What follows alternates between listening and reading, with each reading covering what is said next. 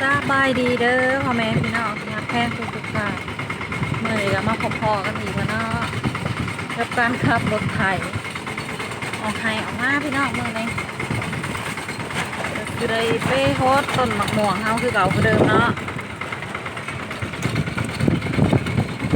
นี่แม่น้องหวีละดามันอุ้มซาลีออกมานำเพิ่นยังหายซาลีออกมาเยี่ยมหน้าซาลีเคยอยู่หน้าเนาะทำมาบ้านเลยโดนแล้วเพิ่นก็ยังหายซาลีออกหน้าอันนั้นแม่นมีผู้เพิ่นอุ้มข้าวโพดมีผู้แล้วก็มีสมุนของเฮาสมุนของเฮานี่มานำนี่3เลยพี่น้องแก่น้ำเนาะแก่น้ำออกไปต้นมะม่วงเนาะ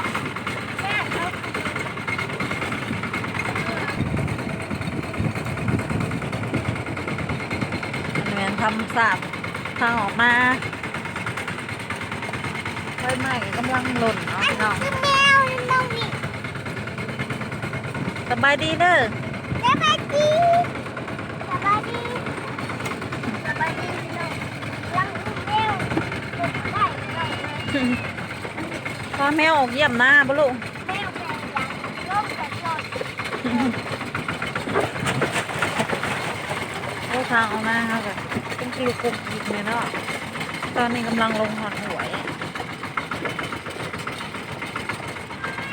ก็ชอบเราดูใบไม้หล่นแล้วเนาะเล็กน้อยกับทอดย่างเป็นยังไข่หมูแดงเนาะ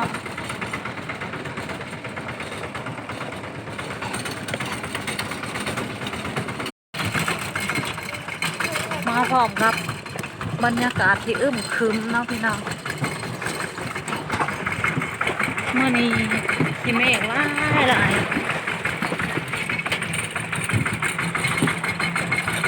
โอ้โหฝนสโต๊กหรือสิลมเนาะ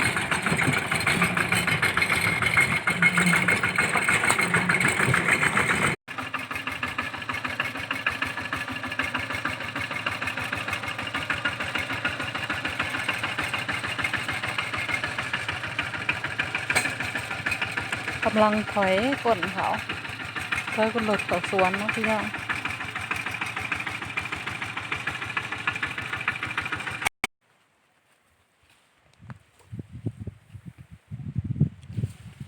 ตอนนี้พอน้องวีก็กำลังฮุบเอาเพื่องเนาะพี่น้อง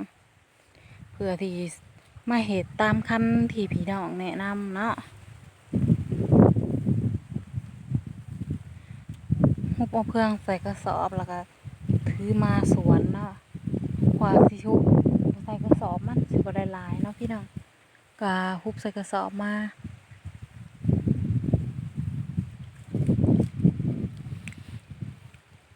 ตอนนี้เรากำลังพอเราหยัดลงแล้ว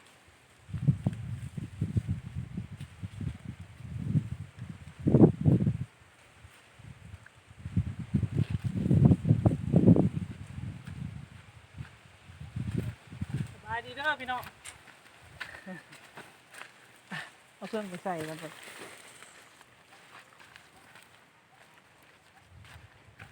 นำไปเนาะพี่น้อง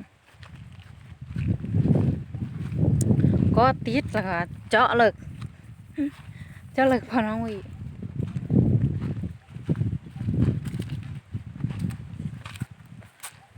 อย่างนำเราเข้าสวน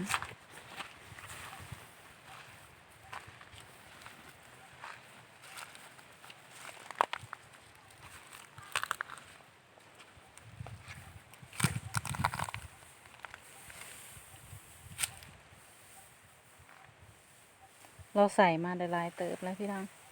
ใส่มาหลายต้นแล้วคึมๆแบบนี้ฝนตกก็ของดีเนาะพี่น้องพอสิได้ต่ออายุพืชพักเนาะ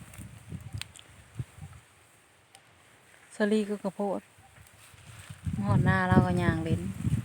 เลาะสวนเล่นมันเคยอยู่เนาะมันเคยอยู่ให้อยู่นา พ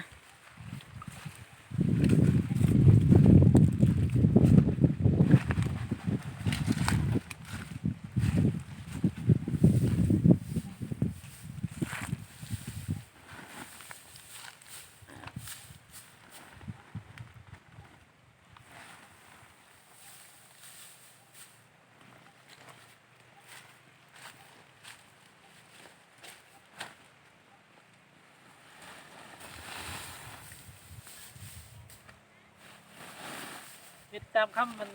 ที่พี่น้องแนะนำมาเนาะขนาดเครื่องปลูกไว้พดมันสิชุ่ม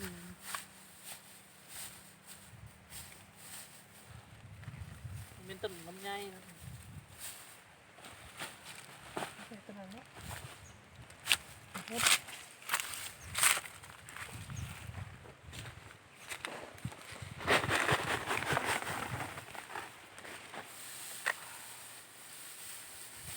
ให้ตามคำที่เมนพี่น้องแนะนำมาพอน้องบีว่าพี่น้องแนะนำมาว่าให้เอาเพื่องใส่เลยเอาหดน้ำมันสิสุ่ม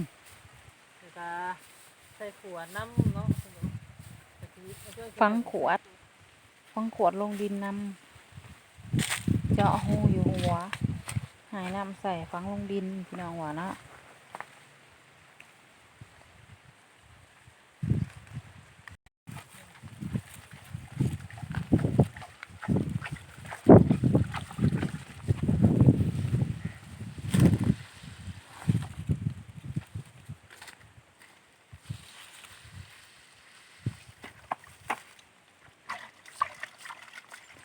พอน้องวีหายเบิดทั้งเลยนะเผื่อความสุ่มโดนให้ทั้งหนึ่งบ่หรือจะสิให้อีก ทั้งหนึ่งต้นไม้เขาก็ยังหลายต้น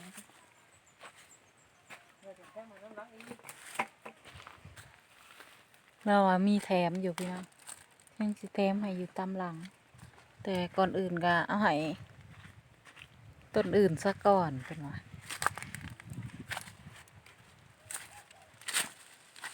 เมื่อนี้ได้ถือขวดมาอยู่บ่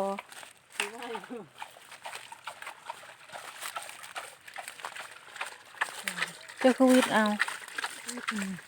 คิดไปเครื่องเขาก็เครื่องมันเสีย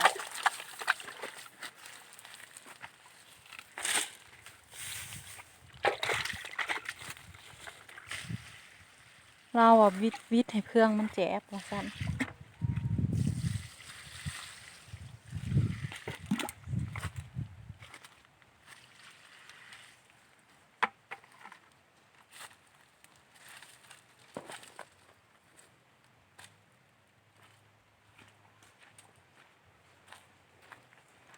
นับมาก็ถือว่า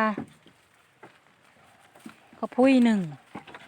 กับกันกระตุกเนาะกระตุกกับลายตุกอยู่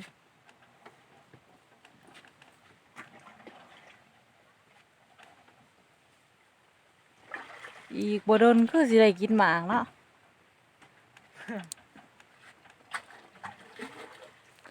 ต้นมะย่อมนี่บ่เกิน2 ปี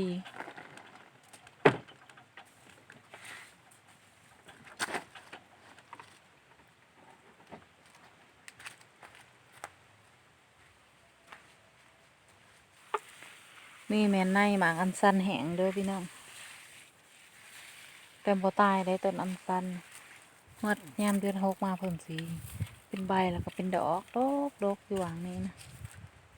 แต่ตอนนี้ในเพิ่นหลายไผบ่มีก็มาเก็บเอาโลดเด้อพี่น้องเก็บเอาได้ เอาช็อกโกแลตไหม มาอีกด้านหนึ่งเด็กๆก็มาเล่นขายของ เขาเห็ดยาหลิงเห็ดยา บ่แม่นึกว่าเล่นขายของปีนยาพี่น้อง โยนยาใส่กี่นิด แม่น้องวีก็สิสูบน้ำไว้ให้พอน้องวีเห็นบ่พี่น้องน้ำออกแกลอกขออนุญาตสูบก่อนเนาะสูบมาให้พอน้องวีมาตักเอาไปโฮด กลายเป็นคนแล้ว หลังจากแม่น้องวีสูบน้ำจนเต็มพอน้องวีก็มาค้นเอาไปโฮดเนาะพี่น้องเด็กหน่อยก็ลงไปเล่นเป็นควายแมบเนี่ย ฉุบน้ำถึงแม่ หนาวด้วยลูกแห่งกระลม สาวนะสาวงามสาวลาวสาวลาวบ้านนอกเรื่องราวสาวงามมาฉุบน้ำในเอว มันสิหนาวไรพ อไว้สิพาเมื่อแล้วมันแล้วละได้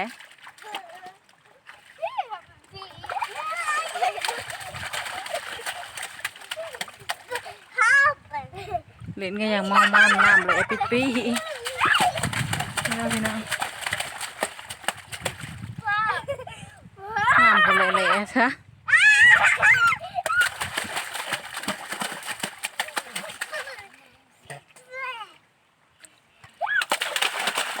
ใหม่ๆก็หล่นเบิดแล้วเนาะพี่น้อง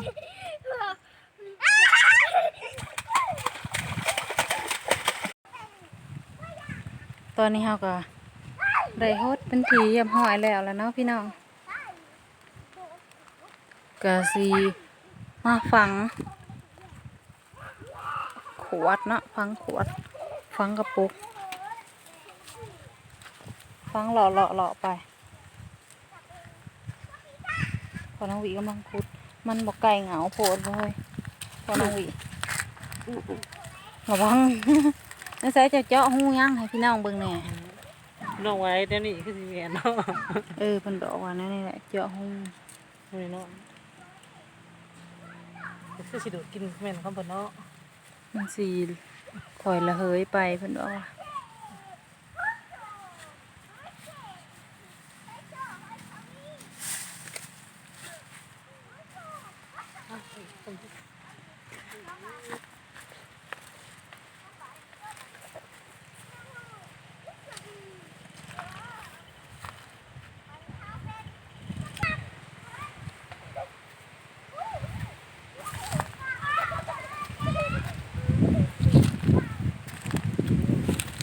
เราก็สิได้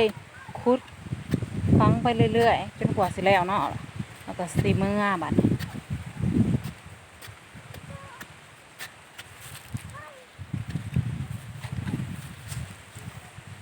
เงานี้มี2 ต้นเนาะ